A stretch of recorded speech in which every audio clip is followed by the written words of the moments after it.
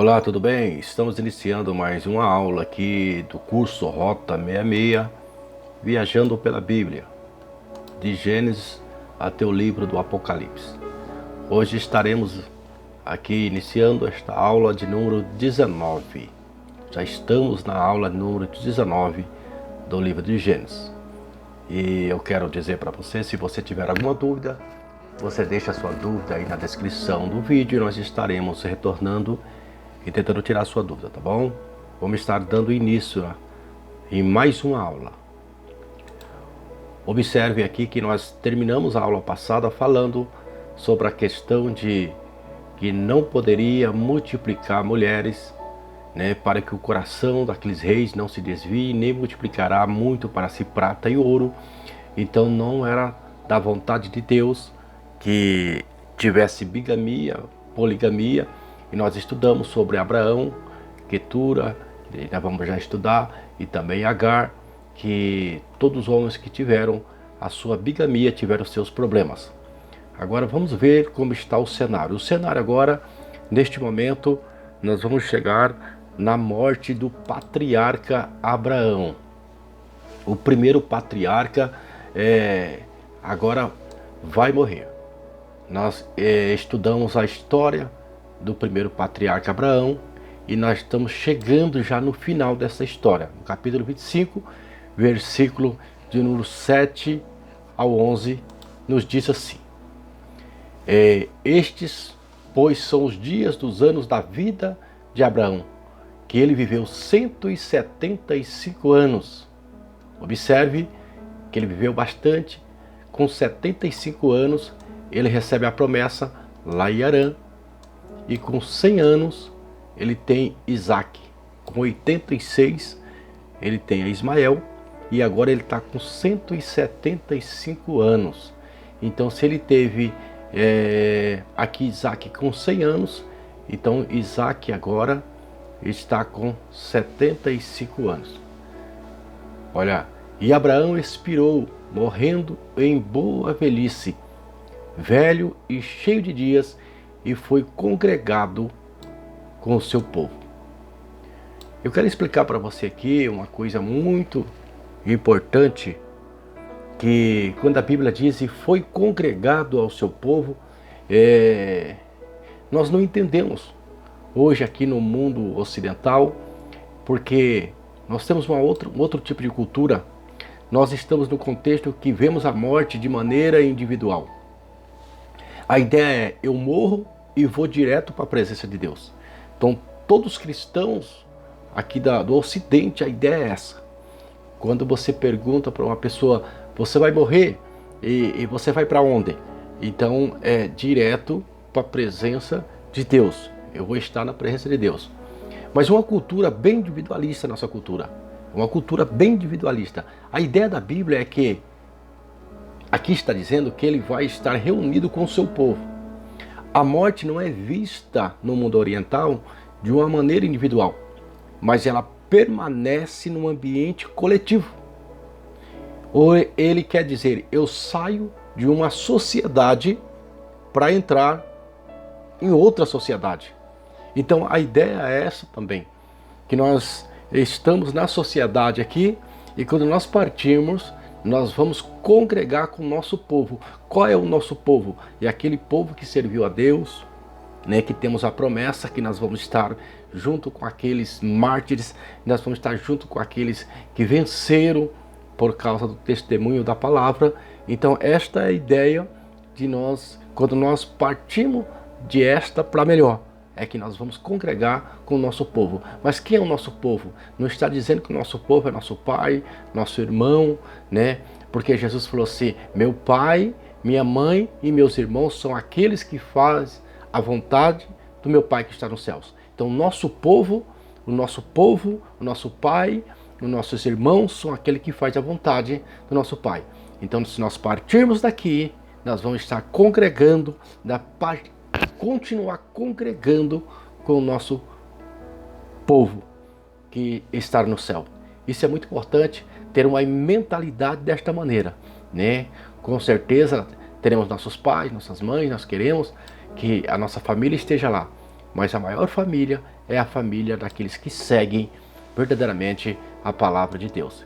E quando nós partimos daqui, nós vamos com certeza, como o apóstolo Paulo falou, eu quero sair deste corpo e habitar com o Senhor e habitar nos céus, né? Estar ali com Abraão, com Isaac, com Jacó, estamos glorificando o nome do nosso Deus. Então essa é a ideia de congregar ao seu povo. Nós vemos no Velho Testamento, todas as vezes que morre uma pessoa, nós vamos estar estudando muito isso daqui em diante, e sempre eles falando que estão partindo para ir para congregar, que estão partindo para se juntar com o seu povo. Vamos lá. Agora vamos ver os descendentes de Ismael, porque Deus também tinha uma promessa com Ismael. E nós observamos que no capítulo 17, versículo 20, a profecia aqui, que tinha 17, 20 aqui, ó. E quanto a Ismael, também te tenho ouvido, eis que eu tenho abençoado, e falo-ei frutificar, e falo-ei multiplicar grandissimamente, 12 tribos gerará, e dele farei uma grande nação. Aqui o Senhor falando também que tinha uma promessa ali também na vida de Ismael. Não era só de Isaac, porque a sua mãe estava chorando, porque estava fugindo ali da sua senhora, onde que o anjo, o próprio Deus, ele chega até ali e faz uma promessa também para Ismael. E nós vamos ver o cumprimento também desta palavra agora. Nós vamos aqui, ó, Nebaiote, Quedar, todos aqui são os 12. Contamos 1, 2, 3, 4, 5, 6, 7, 8, 9, 10, 11, 12. Quedemar termina com Quedemar e começa com Nebaiote. Então se cumpriu também toda a palavra de Deus, ele se cumpre. Muitas vezes Deus faz uma promessa em nossas vidas, nós fraquejamos, achamos que não vai acontecer, mas quando nós estamos estudando a palavra de Deus de uma forma com mais preocupação, com mais detalhe, nós observamos que nenhuma da sua palavra deixou de ser cumprida. E essa mais uma, né? Então desses príncipes é gerado também os árabes, os muçulmanos, que são gerados desses príncipes aqui, né? E porque lá no capítulo 25, versículo 17, que nós vamos estar estudando, e que diz assim, ó: estes são os anos da vida de Ismael, que viveu 137 anos, e ele expirou e morreu, e foi congregado ao seu povo. De novo, né, fala que ele foi congregado ao seu povo. Olha para você ver a linguagem bíblica, a linguagem também do povo oriental. Vamos lá. Então, depois você pode observar lá no capítulo 25, versículo 17, igual eu disse, morreu com 137 anos também esse Ismael. E Isaac aqui está quando morreu aqui Abraão, com 75 anos. E Abraão com 175. Vamos lá. Então morre o nosso primeiro patriarca. Agora vamos entrar na história do segundo patriarca. Vamos entrar aqui na história de Isaac, que é o seu filho, o filho de Abraão. Vamos lá. Capítulo 25, versículo 21, começa a história de Isaac, dizendo: Isaac orou instantemente ao Senhor por sua mulher, porquanto era estéril. E o Senhor ouviu as suas orações, e Rebeca, sua mulher, concebeu. Uma coisa muito interessante que quando a Bíblia diz que ele orou instantemente ao Senhor por sua mulher, porquanto era estéril. E o Senhor ouviu. Muito bom, né? Quando nós oramos e quando Deus ele responde às nossas orações, quando Deus ele ouve as nossas orações. Quando eu falo ouviu, não quer dizer que Deus tem orações que ele não ouve, todas ele ouve. Mas quando diz ele ouviu, está dizendo que ele atentou, ele está respondendo à sua oração. E quando nós olhamos aqui, orou instantemente. Observamos, se você lê na sua palavra aí, abre a sua Bíblia, que no capítulo 25, versículo 20, a Bíblia diz que ele tinha 40 anos. No versículo 26, quando nasce os meninos gêmeos, diz que ele tinha 60 anos quando nasce o menino. Então nós observamos que ele orou 20 anos para que o Senhor pudesse responder. Olha que promessa. A promessa para nascer Isaac, que era o filho da promessa, foi 25 anos. Agora ele vai orar para que ele possa ter um filho também, e vai orar 20 anos. Observamos aí que às vezes a gente olha assim, superficial, assim, um texto, parece que ele orou e o Senhor já atendeu. Mas você vê nesse detalhe que eu falei para você, que foram 20 anos orando para que Deus ele pudesse responder. Por quê? Porque a sua mulher era estéril. Eu sempre digo assim que esse Deus que nós servimos é um Deus que ele gosta de coisas complicadas, né? Todos os grandes homens de Deus, todos os grandes homens de Deus que nasceram na Bíblia foram homens que vieram de esterilidade. Por quê? Por que a Ana também não podia ter filho? Nós observamos que Jesus ele veio também de uma mulher virgem. E nós vemos tantas complicações, Isabel também, que teve João Batista. E foram grandes homens, que todos esses grandes homens vieram também de complicações. E às vezes nós viemos também de complicações e nós achamos que nós somos problemáticos. Quando nós viemos de algumas complicações, nós achamos que nós somos amaldiçoados. Mas observamos que as complicações, todos os homens que vieram com complicações, foram porque Deus tinha um grande propósito. Então Deus ele escolhe as coisas loucas deste mundo para confundir também as coisas inteligentes e sábias. Deus escolhe as que não são para confundir as que são. É assim que diz a palavra de Deus. Então Deus ele escolhe também para vir também, para que tivesse uma esposa, para vir seu filho de uma mulher estéril também de novo. E foram 20 anos de oração para que pudesse ter um filho. Aí vai agora nascer gêmeos. Interessante que a palavra de Deus diz assim: respondeu-lhe o Senhor, 2 nações há no teu ventre. Por que Deus responde desta maneira? Porque ela está com gêmeos ali no seu ventre e ela não sabe o que está acontecendo. Por que ela não sabe o que está acontecendo? Porque ela vê que tem 2 crianças que estão guerreando, estão brigando ali dentro ali do seu ventre. E ela vai orar a Deus para perguntar o que é aquilo, o que está acontecendo. E Deus responde: 2 nações há no teu ventre, 2 povos nascidos de ti se dividirão. Um povo será mais forte do que o outro, e o mais velho servirá ao mais moço. Então Deus responde ali para ela que seria 2 nações que estaria vindo ali dela também. Seria 2 nações que viria ali do ventre de Rebeca. Mas por quê? Por que Deus ele fala 2 nações? Quando ali Rebeca está vendo no seu ventre apenas 2 crianças muito pequenas. E aquele fenômeno que estava acontecendo ali na sua barriga. Deus já estava vendo nações. Quando nós vemos uma coisa muito pequena, uma coisa que nós não entendemos, Deus já está vendo nações. Deus não viu 2 crianças, Deus viu 2 nações. Isto é forte, isto é muito interessante na palavra de Deus. Às vezes nós olhamos coisas complicadas que nós não entendemos, e nós olhamos aquilo que está aparente, nós não entendemos o dia de amanhã, o dia depois, mas Deus já está falando, ó, são 2 nações. Não somente 2 nações que está aí no teu ventre, mas também são 2 povos que está aí.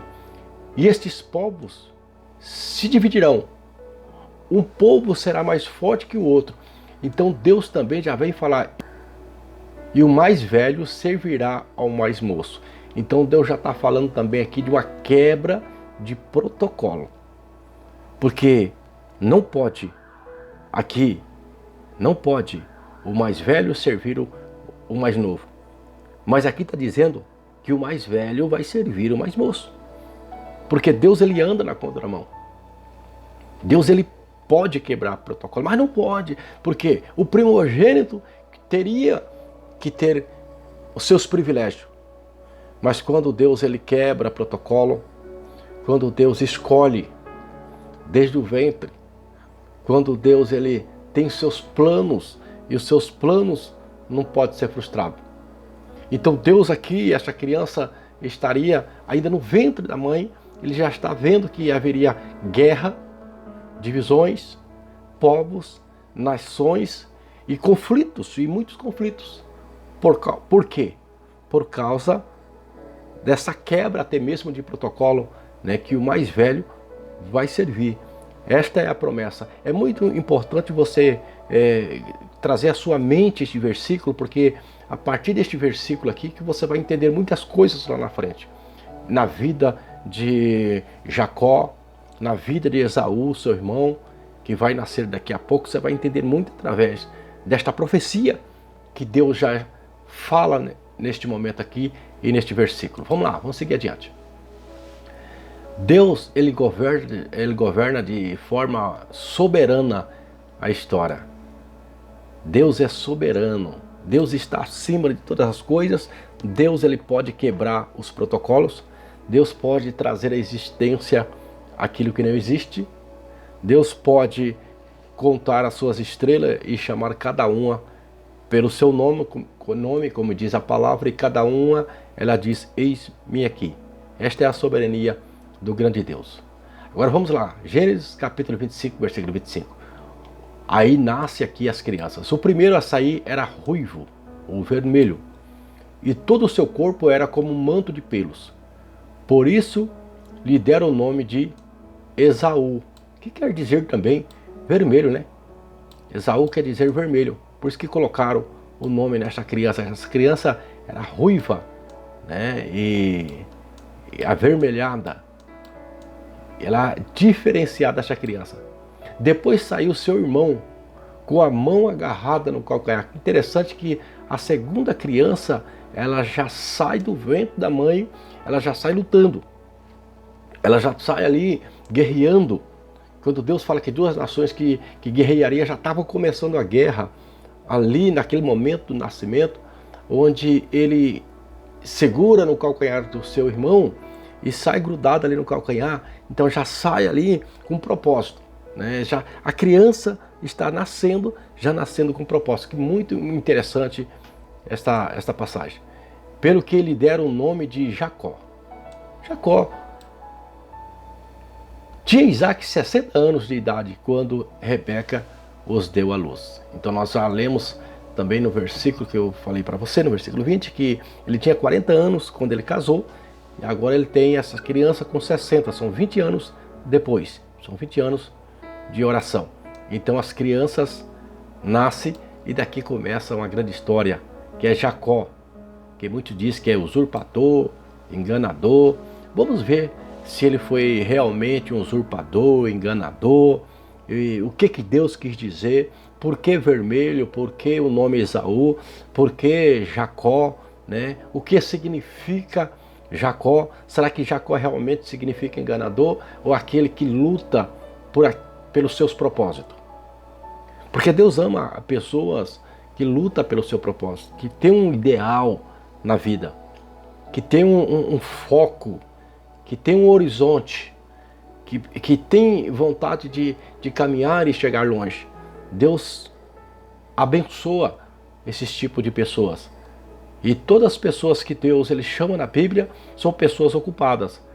E nós vamos estudar muito sobre isso, nós vamos ver muito sobre isso. Interessante, vamos lá. Isaac amava a Esaú, porque se saboreava de sua caça. Rebeca, porém, amava Jacó. Interessante que sempre tem, né, as suas quedas. Isaac amava e tinha uma razão. Por quê?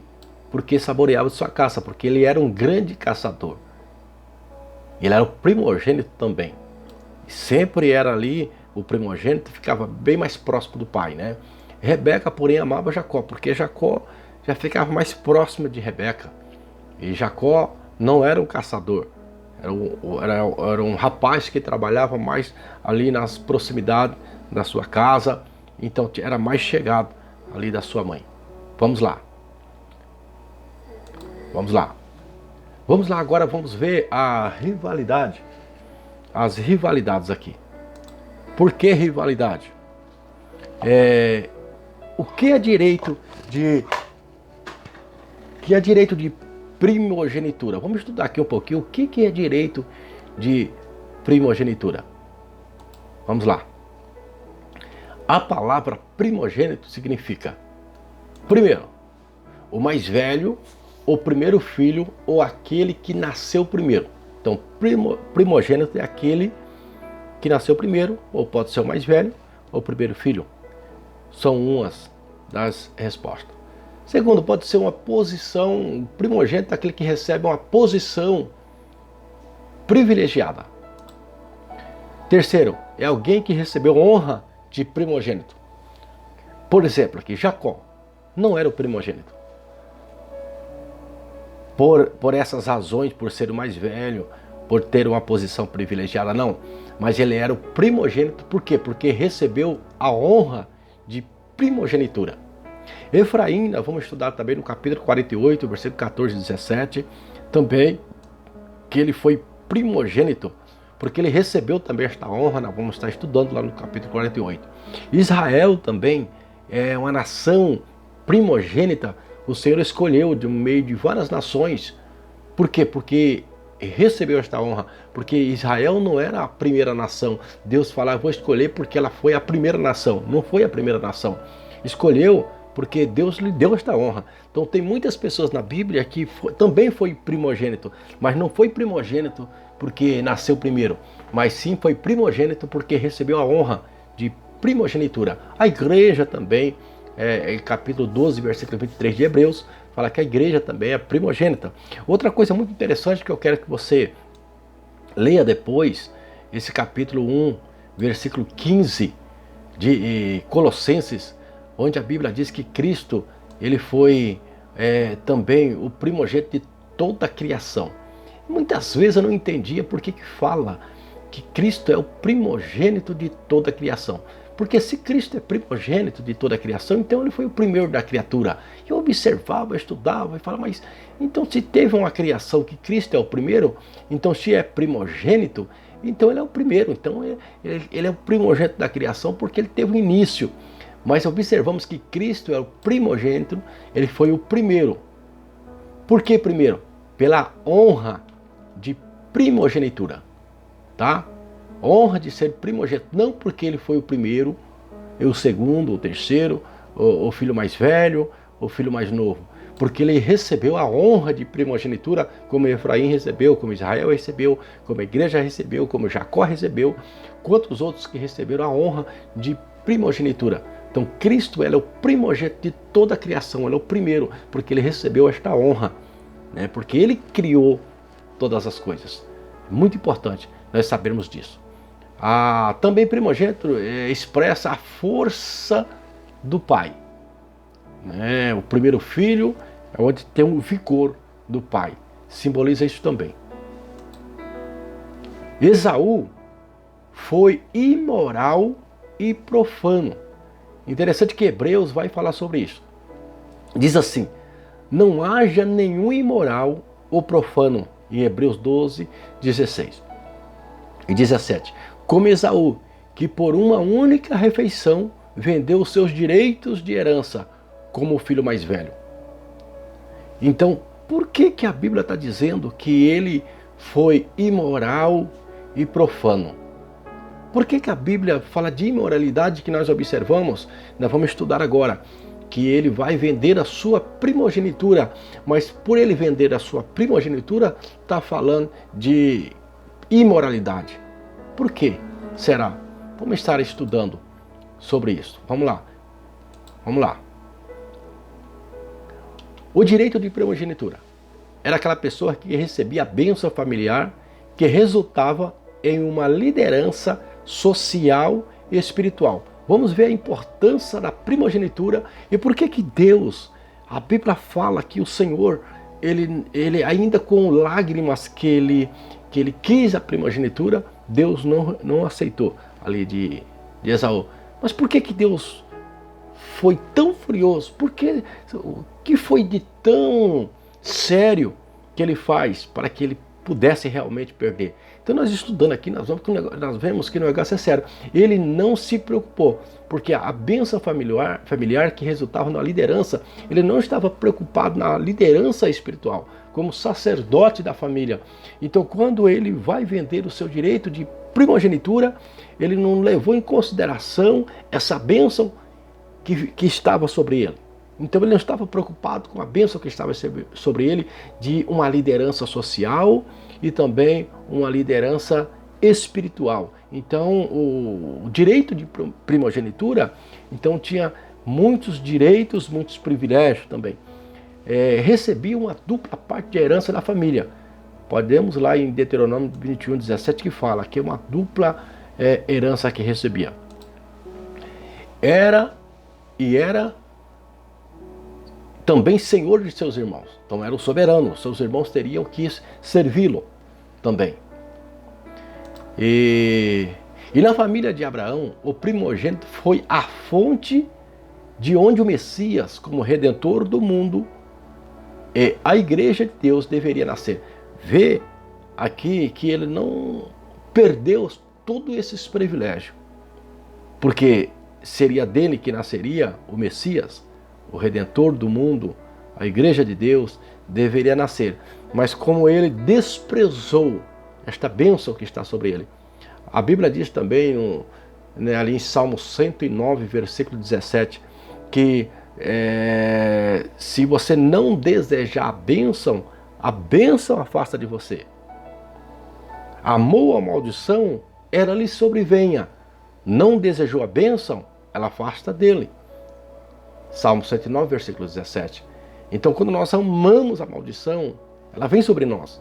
Quando nós não desejamos a bênção afasta. Ele não desejou esta bênção. Então, a bênção teria que afastar, ele teria que perder também, não somente a bênção, mas também os privilégios da bênção que estava sobre ele. E são muitos privilégios, principalmente que o Messias sairia dele.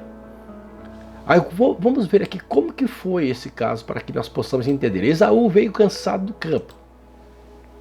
Jacó tinha feito um belo e saboroso cozido. Esaú estava varado de fome. Estava com muita fome, diz a palavra de Deus. Jacó propõe trocar o prato pelo direito de primogenitura. Então Jacó ele vem propor. E Jacó ele vai pedir para que ele pudesse jurar. Então, você quer a comida? Então vamos trocar a comida. Então Jacó não estava roubando a bênção. Jacó estava comprando a bênção. Então, mas se é válido um prato de comida ou não é válido pelo prato de comida, não interessa. Se você está vendendo um carro, o carro vale 100 mil, você quer vender, alguém oferece 10, você aceitou os 10, então não é a pessoa que é errada, é que vendeu. Aqui não é Jacó, nós olhamos aqui no contexto, parece que Jacó está enganando ele por causa de um prato de comida, está vendendo. Mas aqui não foi somente a venda, mas também a jura da venda. Então quando Jacó, ele fala para que ele pudesse jurar, ele jura. Então não podia jurar. Então nós observamos que Esaú não estava valorizando a bênção de Deus. Ele pensou que era brincadeira as coisas, ele estava brincando com as coisas de Deus. Não valorizou as coisas de Deus. E Jacó estava valorizando aquilo que ele não valorizava. Nós vamos ver lá na frente que ele lutou com o anjo e ele falou assim: enquanto o Senhor não me der a bênção, eu não vou te soltar. Porque ele queria a bênção de Deus. Jacó ele estava atrás da bênção de Deus. E não estava enganando. Ele falou: eu vou comprar esta bênção. E a oportunidade de comprar é esta. E se a pessoa que está com a bênção não valoriza? Tem pessoas que têm uma bênção na mão, não valoriza. Tem pessoas que mora num barraco, tem um carrinho pequeno, todo dia lava aquele carrinho, ele cuida do seu barraquinho. Tem pessoas que têm um carro bonito, é um carro todo sujo, um carro todo quebrado, não valoriza aquilo que tem. Então o problema não é a pessoa que é pobre, o problema é o relaxo da questão. Nós observamos aqui que nesse contexto aqui, nós entendemos que o problema não está em Jacó, o problema está em Esaú. Vamos lá. Esaú aceita a troca. Então Esaú vai em troca. igual eu sempre digo também, pessoas vão na igreja e a igreja oferece que aquela pessoa trouxer uma grande oferta, uma grande bênção, trazer seus dízimos que vai receber 100, 200, 300 vezes mais e sabe? Porque quando a pessoa também aceita isto, a pessoa é igual quem está oferecendo. Não é melhor nem menor do que quem está oferecendo. Porque eu sempre digo, porque a pessoa também está atrás de bênção. Então a pessoa também está atrás de coisas grandes. Todas as pessoas que seguem homens que oferecem coisas materiais e as pessoas dão coisas para que possa receber 3, 4 vezes, para mim, as duas pessoas, tanto aquele que oferta, aquele que pede oferta também, para mim, está no mesmo patamar. Toda panela tem sua tampa, todo pastor tem sua ovelha, toda ovelha tem seu pastor. Então, eu sempre digo, vou trazer até uma ilustração. Quem comete um crime, quem rouba, e aquele também que compra, que é o receptador, é pior do que aquele que compra. Eu vejo desta maneira. Então, Jacó faz jurar, e ele jura, e ele faz a jura. Agora vamos lá. Quando nós observamos também que Jacó, quando ele faz ele jurar, que ele jura, e quando nós vemos no versículo também, que quando fala que ele foi imoral e profano, eu vejo estudando na cultura judaica, eu já vi passagem dizendo, em livros dizendo que provavelmente aquele guisado saboroso não era questão somente do sabor, não era somente porque era saboroso, ele veio do campo cansado, com fome, mas ele não poderia pedir para o empregado a fazer um pão, comer alguma coisa lá, até chegar a janta, o almoço que fosse. Então, observamos que quando este versículo também de Hebreus está falando que ele foi profano, que ele foi imoral, então acredita-se que esta sopa também era uma afrodisíaca, é uma flor, um estimulante sexual. E Jacó, já sabendo que ele era desta maneira, que lá na frente nós vamos ver que ele era um profano mesmo, ele era imoral mesmo, o casamento também dele foi imoral, ele casou com mulheres deste local, que é onde que o pai não queria, então a imoralidade entrou nele. Então observamos também que nesta sopa, que neste guisado não é somente um simples guisado, mas provavelmente ele estava ali achando também que aquele guisado era um guisado que poderia ter um estímulo sexual, poderia ser assim, não sabemos como, mas dá para observar se este versículo de Hebreus está falando sobre a imoralidade. Será que ele vendeu aqui a sua primogenitura e que está associado à imoralidade? Por que está associado a sua primogenitura, a sua venda com imoralidade? Com coisas profanas. Profanas por quê? Porque ele vendeu aquilo que é sagrado. Por que ele foi imoral? Porque ele vendeu por prazeres.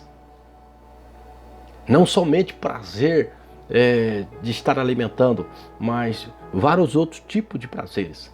A imoralidade fala disso. E o apetite sexual. Que nós vemos a Bíblia falar sobre, né, o apetite que nós não devemos ter, o apetite desordenado, fala do apetite desordenado, que fala que é o apetite sexual. Não apetite de alimentar, de comida, mas um apetite desordenado, fala de um apetite sexual, que isto é pecado. Então que você possa estar mais profundo neste caso, que nós observamos estudando essas passagens para nós entendermos também por que Deus não aceitou ainda com lágrimas. Qual é a razão que Deus não aceitou? Então na Bíblia tem muitas coisas por trás das coisas que nós não entendemos, mas quando nós vamos estudando, nós vamos buscando de Deus, nós vamos ligando textos com os contextos, nós vamos fazendo ligações, nós começamos a entender melhor a palavra de Deus. Agora, o que acontece com Isaac? Isaac vai para Gerar. E quando chega em Gerar, Deus fala com ele. Então ele vai seguir aqui, ó, a pisada do pai.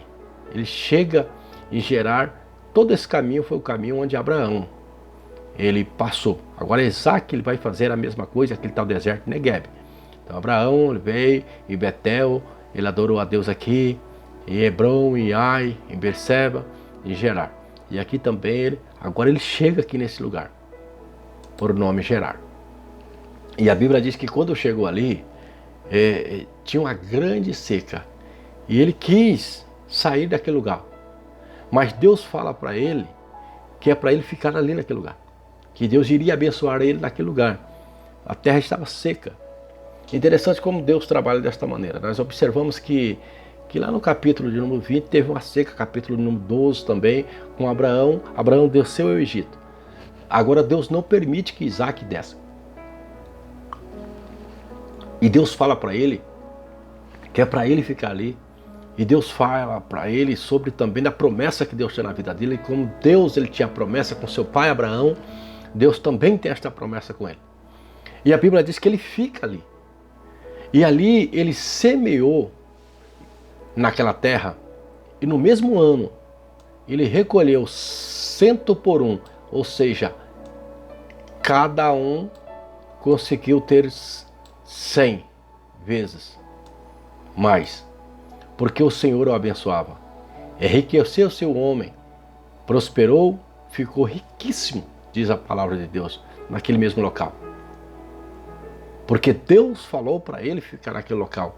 Deus não depende de chuva, Deus não depende de circunstância, porque quando Deus ele quer abençoar, ele abençoa independente de circunstância, independente de qualquer coisa. Quando Deus ele diz para mim ou para você que o local onde você ficar, e ali naquele local, e ainda que vem tudo o contrário. Nós observamos que quando Deus ele faz também a promessa para Abraão no capítulo 12, e Abraão está na terra, Deus fala, é aqui a terra que vai emanar leite e mel, e é aqui o local. E a Bíblia, logo em seguida, houve fome naquela terra, Abraão desceu para o Egito. Agora acontece a mesma coisa, quando Deus ele fala para Isaac, há fome também neste lugar aqui de Gerar. Mas Deus fala, fica aqui, porque é aqui que você vai ser abençoado. E ele vai semear em terra seca. Ele vai plantar ali. E Deus abençoa. Então não importa o lugar que estamos, nós temos que estar com a bênção de Deus. Porque a bênção de Deus, a riqueza de Deus, ela não acrescenta dores. Ela vem sem dores. Que nós possamos também tirar proveito desses textos, que como a Bíblia diz que tudo que foi escrito para nosso ensino. Tudo que está escrito foi escrito para ensino nosso. Vamos lá. Agora, ele vai agora para Berseba. Isaac vai para Berseba. Ele estava aqui. Agora ele vai peregrinar, um nômade igual ao seu pai. Vivia de lugar em lugar. Agora ele está aqui. Ele está aqui. Ele foi para Berseba. E neste capítulo 26, a Bíblia diz que quando ele subiu dali para Berseba, aí apareceu-lhe um anjo do Senhor, naquela mesma noite, e disse, olha, aquela mesma noite, ele disse, eu sou o Deus de Abraão, Deus ali cumprindo a promessa com seu pai, fazendo aliança. Então Deus da aliança do seu pai Abraão, e dizendo para ele, não temas, porque eu sou contigo. E abençoar-te-ei, e multiplicarei a tua semente por amor de Abraão, meu servo. Então Deus ali ele faz uma aliança com Isaac, e a mesma aliança do pai. E a Bíblia diz que então ele edificou ali um altar, e invocou o nome do Senhor, e armou ali a sua tenda, e os servos de Isaac cavaram ali poço. Interessante, e muito interessante que quando a Bíblia diz isto, que ele cava, ele faz ali, cavar aqueles poços, e depois os homens vinham, fechavam os poços, porque via que Deus estava prosperando ele. Ele abriu outro poço, Deus abençoava. E depois ele abriu outro poço também, que o pai já tinha aberto há muitos anos atrás. Eles vinham e jogavam entulhos naqueles poços, mas Deus sempre ali abençoando a vida dele. Porque Deus tinha uma promessa na vida dele, como teve a promessa com seu pai. Deus tem uma promessa com você, Deus tem uma promessa comigo. E a nossa promessa está tudo em Cristo Jesus, no pacto que Deus fez na cruz e que nós recebemos. Então ele foi aqui para Berseba. E agora eu quero aguardar você na próxima aula, da aula de número 20, onde nós vamos também prosseguir com esta aula, dar seguimento a essa história muito bonita, essa história edificante para as nossas vidas.